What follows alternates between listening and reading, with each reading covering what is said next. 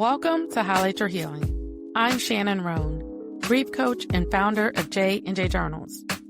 This podcast is for women navigating grief and learning how to heal with faith. And today, we're going to get into the season of healing that no one really talks about. The part I like to call the middle, or the in-between. And imagine me doing air quotes as I say that. That's that uncomfortable middle space where you're not who you used to be anymore, but you don't quite feel like the healed version of yourself yet. You know what I mean? And that can be confusing. You're doing all the right things. You're journaling, praying, showing up. You're trying to find peace, but something still feels off. And if you've been feeling like you're stuck in the middle or in the in-between, this episode is for you. To be honest, the in-between can feel like hell. It's where the real work happens. It's uncomfortable, but it's necessary. You see, the middle will test you. It'll test your faith, your patience, your trust, and your ability to believe that healing is still happening, even when it doesn't look like it. I remember being in that in-between season where people stop checking on you because you look okay, or they think you're doing better.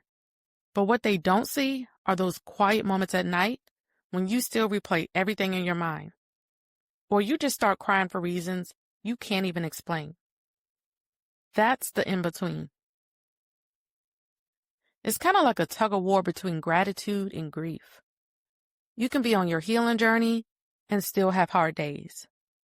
You believe God's promises, but you're still questioning the process. And honestly, that's one of the hardest parts of healing. The middle is the part where you're rebuilding your foundation. It's where you start learning who you are without the things, without the people, or the plans you thought you'd always have. And when I look back on my own in-between season, I realized they were actually some of the most transformative times in my life. That's where I learned to just sit with myself. I learned to stop trying to rush the process and to stop trying to fix things that needed more time. You see, the in-between teaches you how to be still. It's where you learn patience, and it's where you rebuild your faith. It's where you stop trying to control everything and start trusting. So how do you actually find peace in the middle? I think it starts with changing your expectations of what healing should look like. Because we all have an idea in our mind of how we think healing is supposed to go. But you don't have to have everything figured out. You just have to be willing to stay open. Open to learning, open to giving yourself grace, and open to letting this season teach you whatever it came to teach you. Because when you stop trying to figure out the season you're in, you start receiving what it's trying to give you.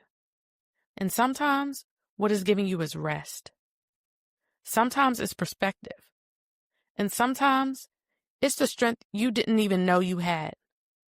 See, the middle doesn't last forever. But while you're there, it's shaping you for what's next. For me, peace came when I stopped asking, when will I get through this? And I started asking myself, but what am I learning in this season right now? I've learned that the middle is where God does his deepest work. It's a stretching season, or what some people like to call a pruning season. See, sometimes we pray for transformation, but we forget that transformation requires just a little bit of discomfort. But one day, you'll look back at this season of your life and realize this was where you started becoming who you were always meant to be. It's uncomfortable, but it's necessary. So if you're in that space, I want to remind you, don't rush the middle. There's purpose in your pause. There's meaning in the waiting. And even if you can't see what's ahead, God is still moving behind the scenes. So before we close, I want you to reflect on this journal prompt.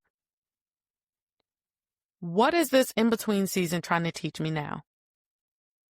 Be honest with yourself, because sometimes clarity doesn't come through answers. It comes through reflection. You might not recognize it now, but one day you'll look back and say, that's where I grew the most. It was uncomfortable, but it was necessary. If today's episode spoke to you, take a moment to follow the podcast and leave a review. It helps another woman find this space and the hope she's been praying for.